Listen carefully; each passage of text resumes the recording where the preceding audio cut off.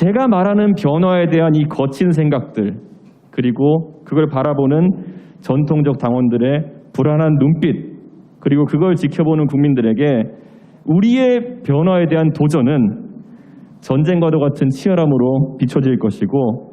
네, 안녕하세요. 여러분이 알고 있는 그 이준석 맞습니다. 구독, 좋아요 부탁드립니다. 찾아뵙게 해서 반갑고요. 뭐로 들어오셨나요, 이 채널에? 이준석으로 검색. 예, 오늘 이 자리에 서게 된 것은 저에게 무궁한 영광입니다. 그리고 앞으로 새로운 도전의 시작이라고 생각하고 있습니다.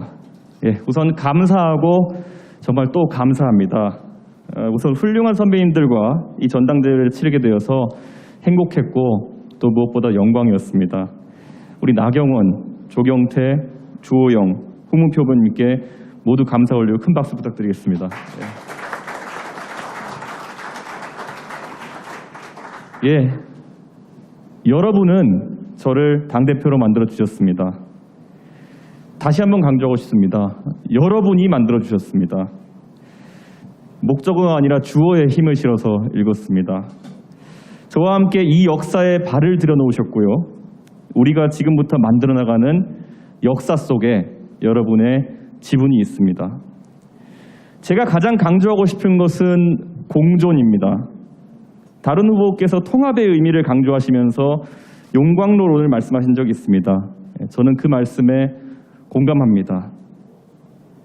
하지만 용광로 이론은 미국과 같은 다원화 사회에서 조금 더 진화해서 요즘은 샐러드볼 이론이라는 이름으로 바뀌어가고 있습니다.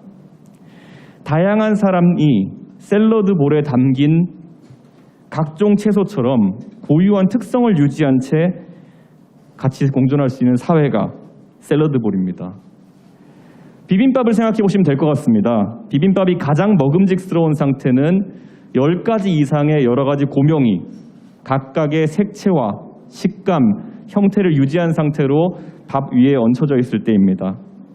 상추잎은 바삭한 상태를 유지했을 때 가장 맛있고요. 나물은 각각 다르게 조미되었을 때 그 맛이 더해집니다.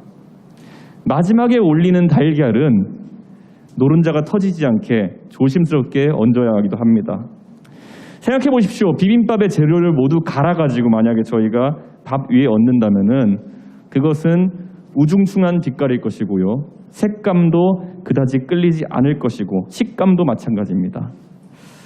저는 그렇기 때문에 우리가 비빔밥의 고명들을 모두 갈아버리지 않기 위해서 보통 스테레오타이핑이라고 합니다.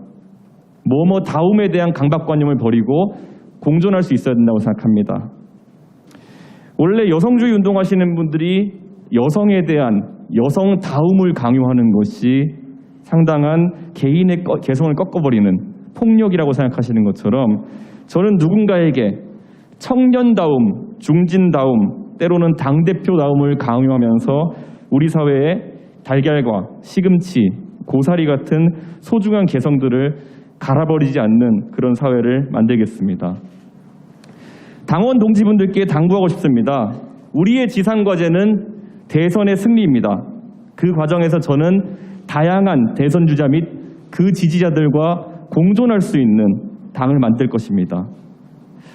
내가 지지하는 대선 주자가 당의 후보가 되고 문재인 정부에 맞서 싸우는 총사령관이 되기를 바라신다면은 다른 주자를 낮추는 방향으로 그것을 달성할 수는 없습니다. 상대가 낮게 가면은 더 높게 갈 것을 지향해야 하고요. 상대가 높게 가면은 그보다 더 높아지기 위한 노력을 해야 되는 것이 우리의 경쟁의 원칙이 될 것입니다. 이번 선거 과정에서도 저에 대한 가짜뉴스나 원색적인 비난 등을 전 접했습니다. 저는 그 누구에게도 책임을 물을 생각이 없고 어떤 분도 저에게 개인적으로 미안함을 표시하실 필요가 없습니다. 누구도 불이익이 있을지도 모른다는 생각을 안 하셔도 됩니다. 부정선거론을 믿었던 분이라 할지라도 그리고 이준석의 화교설을 믿었던 분이라 할지라도 인사는 공정할 것이고 모든 사람은 우리의 새로운 역사에 초대될 것이라고 약속드리겠습니다. 다만 오늘 2021년 6월 11일을 분수령으로 삼았으면 좋겠습니다. 이 시간 이후로 우리 사이에서 상호 간의 논리적인 비판이나 진심 어린 지적이 아닌 불필요한 욕설과 음모론, 프레임 씌우기 등의 구태로 의존하려는 사람이 만약 있다면은 그들에 대해서는 한 분 한 분이 맞서주셨으면 좋겠습니다. 저는 다른 생각과 공존할 자신이 있고 과거에 얽매이지 않을 그런 용기가 있습니다. 앞으로 우리는 수권 세력임을 보여줘야 합니다. 젊은 사람들이 자신의 의견을 이야기하면 관대해져야 하고요. 내가 지지하지 않는 대선 후보라고 해서 맹목적으로 욕부터 하는 야만은 앞으로 용납되지 않을 것입니다. 2021년 그리고 2022년은 우리가 민주주의를 다수에 의한 독재, 견제받지 않는 위선이라는 야만으로 변질시킨 그 세력을 심판하는 해로 기억될 것입니다. 우리의 저항은 최루탄의 연기만큼이나 매운 갈라치기와 독주로 국민들에게 많은 눈물을 흘리게 했던 문재인 정부의 지난 4년을 딛고 다시 한번 민주주의의 순수함과 그리고 강력함을 확인시켜 줄 것입니다. 심판을 위해서는 변화하고 자강해서 우리가 더욱더 매력적인 정당으로 거듭나야 합니다. 제가 가장 먼저 추진할 변화는 공직 후보자 자격시험의 구체적인 설계와 토론 배틀, 연설 대전 등을 통한 대변인단의 공개 경쟁 선발입니다. 대한민국의 5급 공무원이 되기 위해서 연줄을 쌓으려고 하고 줄을 서는 사람은 없습니다.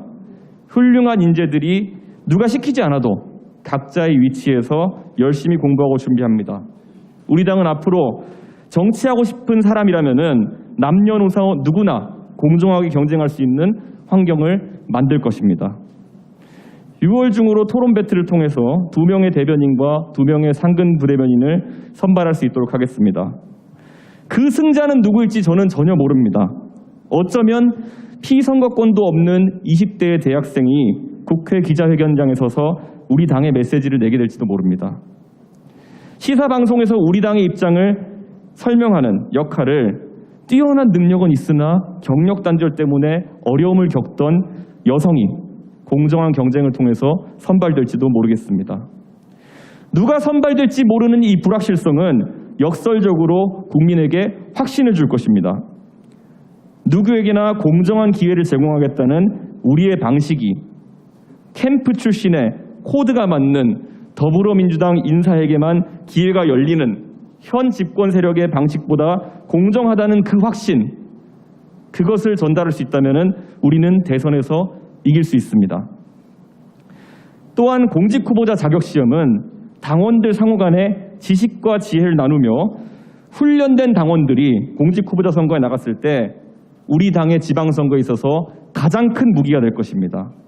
이미 많은 당원들은 저에게 문자메시지 등을 통해서 그 변화에 앞장서고 공부를 시작하겠다고 말씀하고 계십니다. 컴퓨터를 접하기 쉬운 젊은 나이대의 당원이 컴퓨터를 잘 활용하는 것은 저에게 큰 감동이 아닙니다.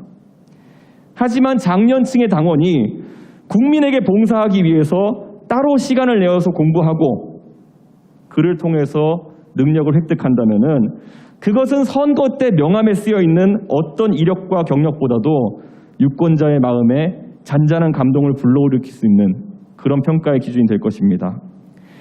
제가 말하는 변화에 대한 이 거친 생각들, 그리고 그걸 바라보는 전통적 당원들의 불안한 눈빛, 그리고 그걸 지켜보는 국민들에게 우리의 변화에 대한 도전은 전쟁과도 같은 치열함으로 비춰질 것이고 이 변화를 통해서 우리는 바뀌어서 승리할 겁니다.